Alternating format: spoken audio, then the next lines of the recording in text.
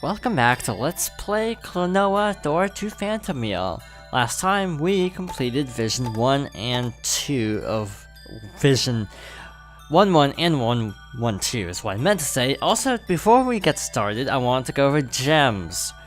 You see these little gem icons on the map.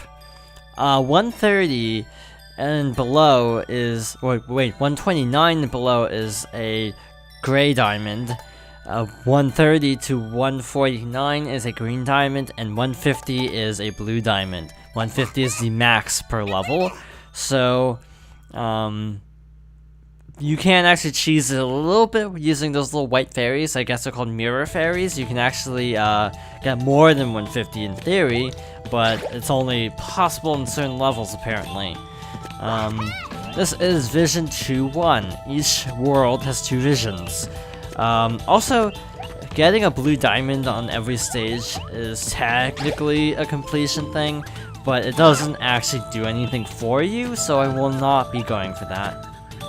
Also, I've heard that this game, despite being a remake of the PS1 Klonoa, is actually slightly easier than the original, that they basically toned down the difficulty in certain spots. I have no way to corroborate that information, of course, because I don't own the PS1 version. Guess just take it on faith. Actually, there's stuff up there that we can't get, so much for that blue diamond, huh? So, like, apparently certain bottomless pits were removed during boss fights, and also, boss health was also reduced in this version, so that's good to know, I suppose. Again, mirror fairies, the white fairies double your point totals for gems. Therefore, it's actually a little bit tricky to get maximum points from a mirror fairy. We can try here. I think what you have to do is take out this guy like that, and there we go. So that was a lot of gems. Guess through here then. World 2 is where I start to kind of fall apart in terms of this game. I don't remember everything that there is to offer in the game, but I'll do my best to keep everything straight. Got a checkpoint in a really random spot. I fudged that up, so we'll have to go back inside and out. What you have to do is actually rise up high enough and then toss him. Voila! So that's our third Phantomelian prisoner, I guess is the official name. Drop here and you go back to 2D. So that's good to know. These guys, you can only use the wind bullet on them when they jump into the air, like that. Also, this is really hard. I tried to do this off screen and I couldn't actually manage to do it. To get these gems, you actually have to grab that guy and then do another quick hop. So, again, from here on out the gems get kind of difficult. Also, I managed to get the voices set right. Halt, you. Why you here in forest? I feel like talking over dialogue that isn't in English more so, because if it's in English, then there's no point in me talking. Wait a minute, I'm Klonoa from Wind Village. And my name is Yupo. Grandpa told us to go talk to the chiefess. Ah, I'm sorry. Lately, strangers lurk in forest. Strangers in the forest? Tours with pictures of key need key. This key you'll use. I don't know why, but I picture this guy sounding like Mumbo Jumbo from Banjo-Kazooie. I want to let's play Banjo, but I've only played the game one time.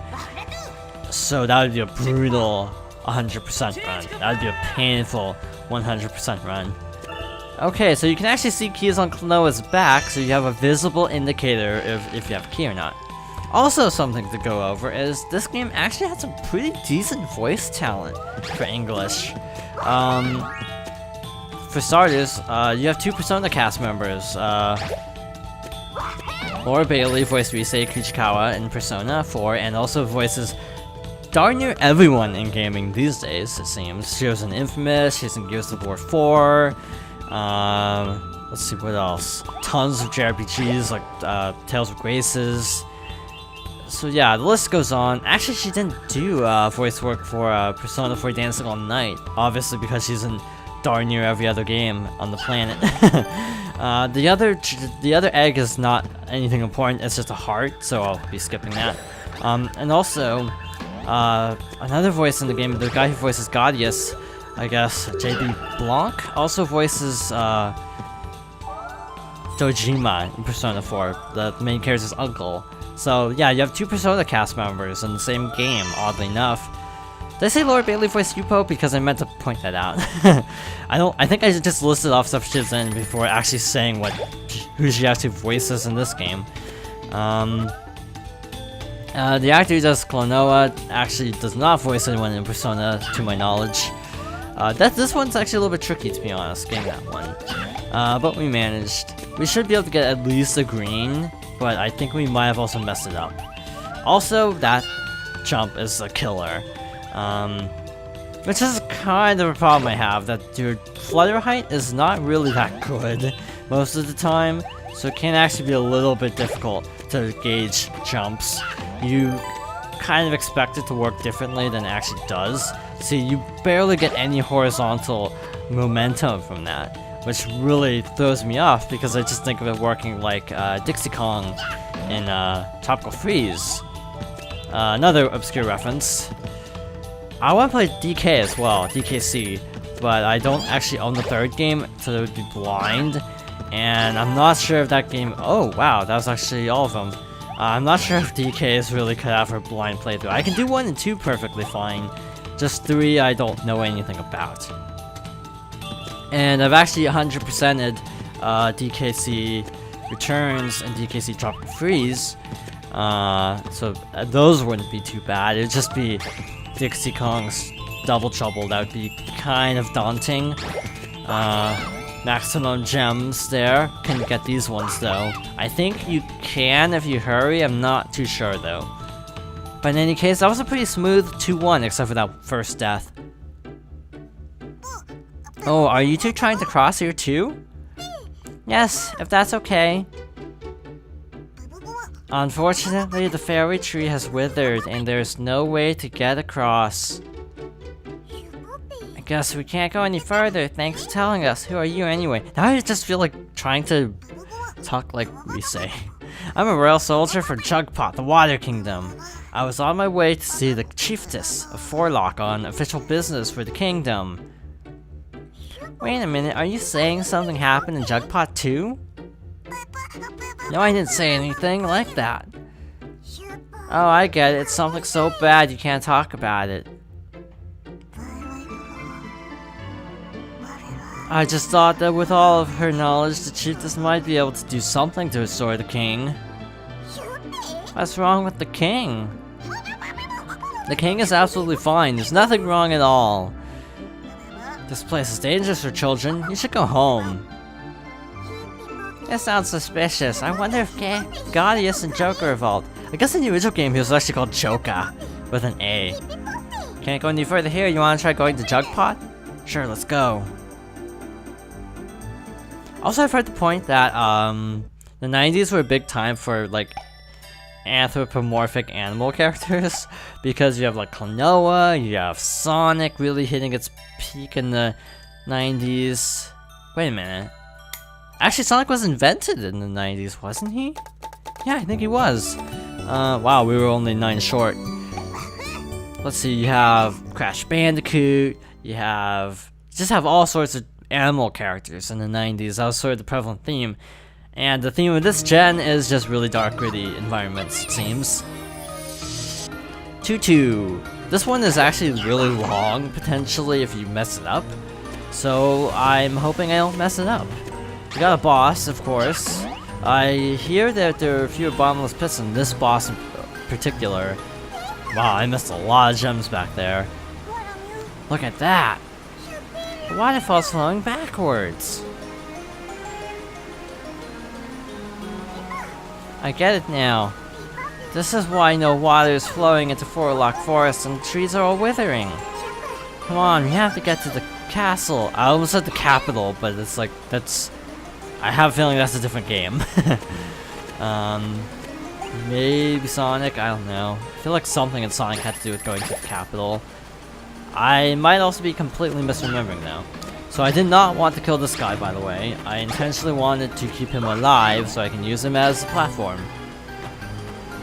So, 2-2 is kind of cool aesthetically speaking.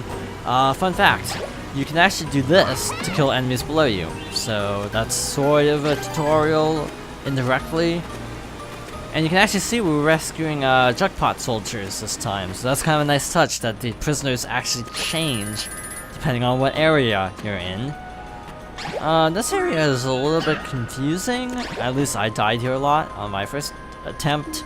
Ow, that was not what I meant to do. You can actually carry guys through these little gaps. Some gaps, like the one on the lower path, are too small, so you actually have to go up the slightly higher path. And voila! Piece of cake. Okay. Yeah, that one took me a long time to figure out because I didn't know you could actually take them through that hole. Checkpoint. Okay, grab this guy. Or not. Okay. I'll just do this then. Okay, third prisoner. Or was that fourth? That might have been fourth, actually, based on the graphic. Yeah, I'm not really an expert in Klonoa. I've contemplated speedrunning, or learning how to speedrun the game, just because I enjoy it a lot. But I don't think I have the tech down.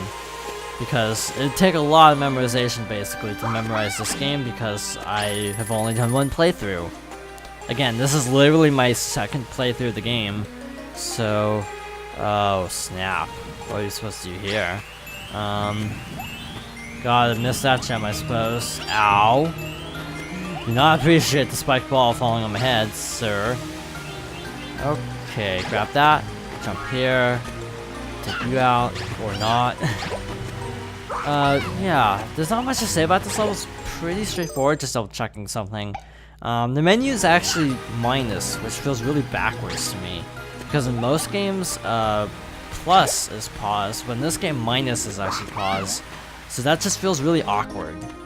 I'm not saying it's a bad thing, mind you, it's just weird.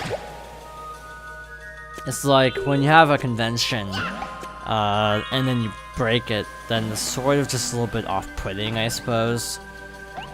Again, not a bad thing, just different. I feel like another game used minus as the pause button, but I cannot remember off the top of my head which game it actually was. You can actually jump under that as it's moving upwards. I'm not gonna risk it. I died here on my practice run. Okay, so I died here on my real run too. Swell. Fantastic. So yeah, some of the physics I feel are not the best, which would be one complaint I do have for the game. Some of the physics do feel a bit off sometimes. I'm just gonna do this. I miss. I'm actually gonna jump from here just to be on the safe side, to be honest. Okay, do that. So I'm not gonna die this time. We'll probably go over 20 minutes in this episode because this level has a lot of cutscenes. So just keep that in mind. Drop, I guess, down here. Yeah, the wrapping backgrounds are actually really nice. It was one of the big draws back in the day when this thing wasn't done too often. But now it's sort of like a lot of games do that, it seems. I wish more games would do that, to be honest, because I like it as a mechanic. Of course, if you're gonna go for complete gems, this is a pain in the butt, of course, because you actually only have one shot at these gems. If not, you have to actually just do that. So this section is a little bit tricky. What you have to do is stun him. I stunned him too close to the ledge, so I'm gonna kill him to respawn him, actually. Basically, we have to get up to that ledge. So what we do is stun him there, jump on him, voila, piece of cake. Okie, that should be the last prisoner. Yes, it is. We are making good time here, actually. There should be a guy here to help us. I'm just gonna damage boost, save time, save frames, and whatnot. We have a checkpoint right here, so I'm not worried about, you know, taking too much damage. And off we go through another little water slide. This one works similarly to that puzzle in the last one, where you have to basically trick it out like a lot. And also I was holding right, but it wasn't moving right, so that's kind of a momentum glitch, I think. Anyway, we have officially reached jackpot. I hear someone crying. Somebody save me! That just makes me think of the theme song for Smallville, and that is a really obscure reference, actually. That is also a very PS1 looking Switch too, because we can't render polygons that well. So this is an important character. I'd never gone out without your help, thank you so much. Something terrible must have happened here. So yeah, some strange people came and made a big mess of everything in the castle. I'll bet that was Gaudius. Excuse me, could you please do one more thing for me? My mom is in the castle and there's something wrong with her. Could you please save her? She's probably been brainwashed or something. Okay, we'll see what we can do. Oh, thank you. Please get on my back. I can take you into the castle. I'm pretty sure I'm giving Hupo and the fish the same voice now that I think about it. My name is Caryl. Thank you for helping me.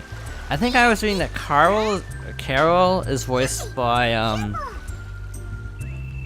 same actress who currently voices Rouge the Bat, and I think also voiced Nanako in Persona 4. Now that I think about it, Karen Strauss, I think. I might be getting that wrong, by the way. I was looking at this literally yesterday, so my mind can't retain information, apparently. Who goes there? And that is the king. Who are you? I am Seedolf, the king of this castle. I see, so you are the brats Lord Gaudius spoke of. Gaudius. I knew he was involved in this somehow. It's time for the two of you to disappear. Pamela. And of course, Pamela is the fish's mom. Carol's. I think it looks like Caryl, but I'm pretty sure that's also just like Caryl the name, like the ordinary name. Caryl? I'll just say Caryl. To just make it sound less like Carl. Make it sound so ordinary. So to defeat Seedolf and Pamela, what you have to do is just play a bit of a waiting game. You'll jump on one of these spike balls, grab him off, and hit Pamela with him, effectively taking both of them out at the same time. And I like how Klonoa's answer for everything is just beat the crud out of him. Yeah, that's totally how you unbrainwash someone. So whether you grab him from the front or behind is up to you. I personally go either way. It's sort of luck. I don't know how he got hit there. I don't think I was that close to her, but okay. But yeah, I heard something one time about how they made this boss easier, like, somehow. Like, maybe it was a different world. Yeah, it was probably a different world. And yeah, I'm just taking damage intentionally at this point, just because this game is really easy, and I feel confident in the fact that I can beat this guy even with taking as much damage as I am. Do that, and voila. Oh, fake out. There we go, and Vision 2-2 cleared.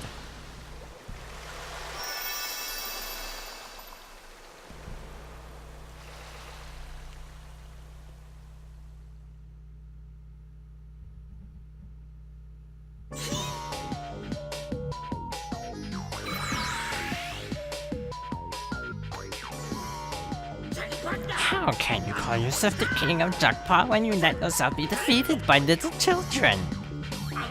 Pointless, worthless, useless, helpless.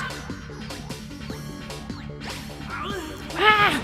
I won't forget this. I love the disrespect there, just like bap. Done. Where's Queen? Where's the Queen actually? What happened to me? So we have to fill him in. I see, so I was being controlled by that evil man Gaudius.